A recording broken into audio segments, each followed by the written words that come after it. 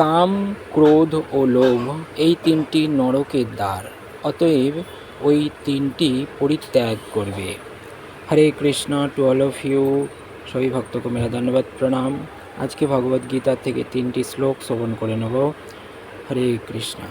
ভগবদ্গীতায় 16.17 ভগবান বলছেন, সেই আত্মাভিমানী, অনম্র এবং ধন ও মানের মদান্বিত ব্যক্তিরা অবিধিপূর্বক দম্ভ সহকারে নামমাত্র যজ্ঞের অনুষ্ঠান করে।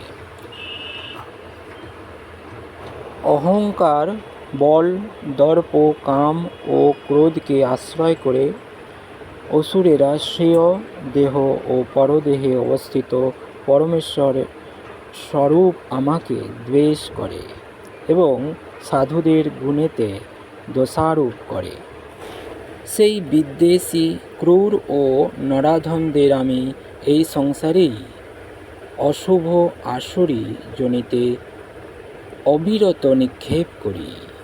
এই কুন্তেয়, জন্মে জন্মে অসুরযোনি প্রাপ্ত হয়ে সেই মূঢ় ব্যক্তিরা আমাকে লাভ করতে অক্ষম হয়ে তার থেকে অধম গতি প্রাপ্ত হয়।